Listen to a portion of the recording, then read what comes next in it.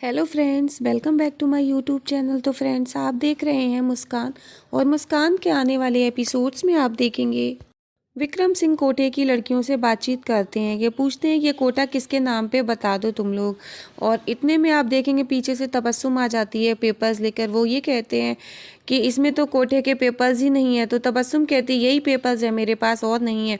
और तबस्सुम बाकी की लड़कियों को इशारा करती है कुछ भी ना बताने के लिए। विक्रम सिंह कहता है कि पेपर्स तो हमें मिल जाएंगे।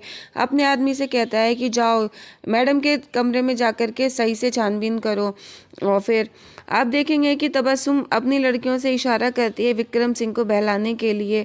और फिर वो लड़कियां विक्रम सिंह को अपनी बातों में लेने की कोशिश करती हैं, लेकिन विक्रम सिंह कहता है कि मुझसे दूर रह के बात करो। और फिर विक्रम सिंह से वो लड़की कहती है कि अभी हमें भी मौका दीजिए। और विक्रम सिंह कहता है कि जाइए, मुझे आप लोगों से कोई बात नहीं करनी, आप लोग यहाँ से जा सकते हैं। इतने में डॉली वहाँ पर आ जाती है। इधर आप देखेंगे कि तबस्सुम तीरथराज सिंह को इशारा करती है कि सर जी सब ओके है, अब घबराने की कोई बात नहीं है। फिर उस सर जी को ठंडी सांस आती है। इधर गायत्री जी मुस्कान का भी तुला दान करती हैं। वो कहती हैं तुम भी बैठो आकर के। फिर गायत्री जी कहती हैं सर जी से आप भी आ जाइए और तुला दान कर लीजिए आकर के।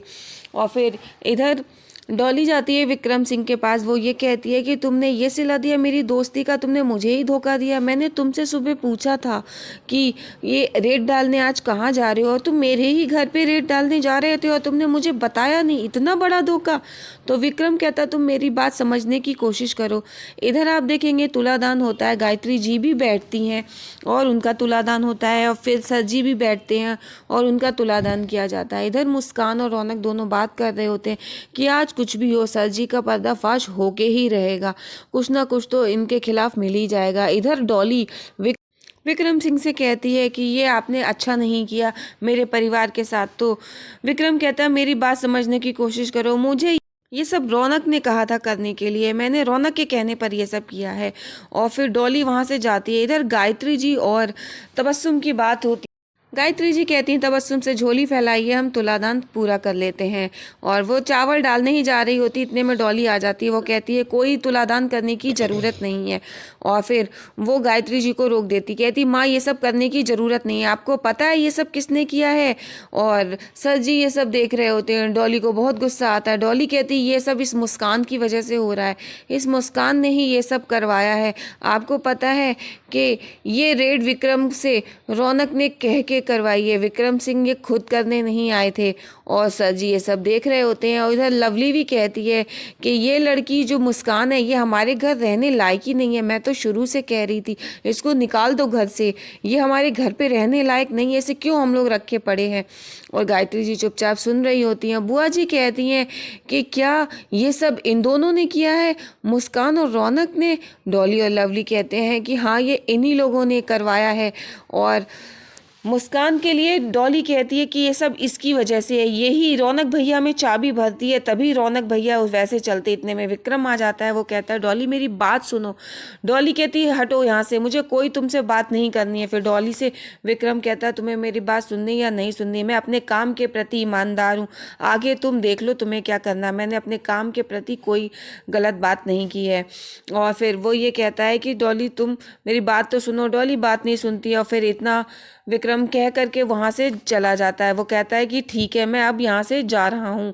और विक्रम सिंह वहां से चला जाता है। सर जी ये सब देख के बड़ा मुस्कुरा रहे होते हैं। और गायत्री जी को अब लगता है कि आप क्या करें। अब सर जी देखते हैं कि अब बाजी उनके हाथ में आ गई है। तो वो आगे आते हैं। वो कहते हैं कि मुझे इस बात का बहुत दुख है कि मेरा अपना बेटा मेरे खिलाफ है और ये इस लड़की के कहे में आ रहा है। मुझे पता है ये सब इस लड़की की वजह से हो रहा है, यही करवा रही है। और मेरा बेटा, अब मैं इसका तो कुछ नहीं कर सकता, लेकिन अब मैं खुद को गोली मार दूंगा। मैं खुद जिंदा नहीं रहना चाहता हूँ, बहुत हो गया, अब मुझसे इतना बर्दाश्त नहीं होता है। और ये सब देखने से पहले मैं मर क्यों नहीं गया। और मुस्कान ये सब देख रही होती। गायत्री जी चुपचाप खड़ी होती, वो कुछ नहीं बोल रही होती हैं।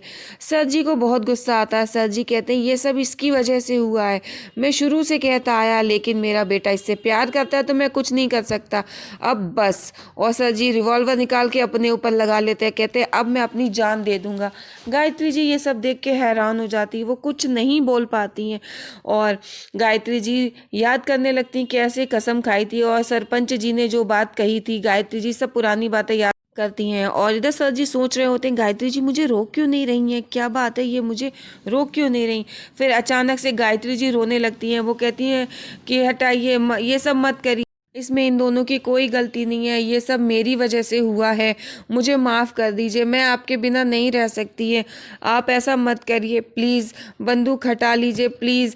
इन लोगों को शय मैंने ही दी थी, ये सब जो कुछ भी कर रहे थे मेरे कहने पे कर रहे थे, प्लीज़ आप मुझे माफ़ कर दीजिए, प्लीज़ आप ये सब मत करिए, मैं आपके बिना नहीं रह सकती।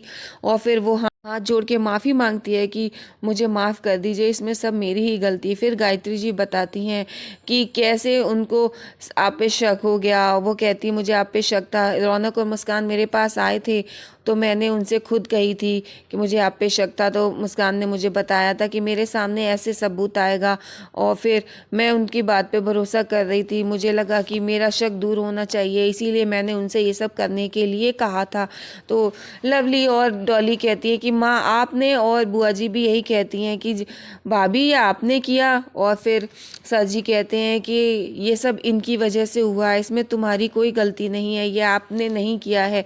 लेकिन गायत्री जी कहती हैं ये सब हमारी वजह से हुआ।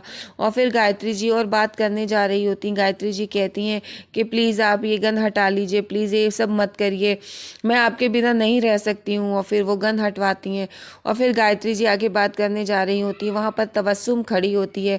गायत्री जी तबस्सुम की तरफ देखती हैं और फिर कहती हैं कि ऐसा करते हैं, यहाँ से चलिए, हम घर चलकर बात करेंगे। और सब लोगों से घर जाने के लिए कहती हैं। फिर घर पहुँच के वो सर जी को बताती हैं कि मुझे आप पे शक हो गया था और इसीलिए मैंने ये सब किया, मुझे माफ़ कर दीजिए, मैं आपके बिना नहीं रह सकती। और फिर सर जी मुस्कुराते हैं और गायत्री जी से कहते हैं कि 35 साल तक तुमने मुझ पे भरोसा किया और आज 35 साल के बाद मुझ पे आप भरोसा खो रही हैं, तो अब मेरे पास कोई रास्ता नहीं बचा, अब मैं क्या करूं। तो गायत्री जी कहती हैं कि आप मुझ पे भरोसा करिए प्लीज़, अब मैं कुछ गलत नहीं होने दूंगी, आज मैंने एक फ़ैसला लिया है, आप चलिए, मैं अपना फ़ैसला सबको सुनाऊंगी। और वो कहते हैं कि आप चलिए, मैं आता हूँ। इतने में सर जी के पास कॉल आती है ऑफिस से। वो बताते हैं कि विक्रम सिंह सारी फाइल्स ले गया है, और अगर उसने बारीकी से वो फाइल सारी चेक की तो ज़रूर कुछ ना कुछ हमारे खिलाफ मिल जाएगा। तो सर जी कहते हैं उसे तो मैं देख लूँगा। इधर आप देखेंगे गायत्री जी सबके सामने पहुँचती हैं, घर में हॉल में खड़ी होती हैं। वो कहती हैं कि मैंने आज एक फ़ैसला लिया है, आज जो कुछ भी हुआ मेरी वजह से हुआ है, और अब मैंने एक फ़ैसला लिया है। वो बताती हैं कि इस परिवार को मैंने बहुत एक रखने की कोशिश की है, मैं चाहती थी सभी लोग एक होकर रहें, पर ऐसा नहीं हो पाया, और अब मैंने ये फ़ैसला लिया है कि मुस्कान और रौनक दोनों लोग अब हमारे साथ नहीं रहेंगे, और मुस्कान और रौनक दोनों लोग सबसे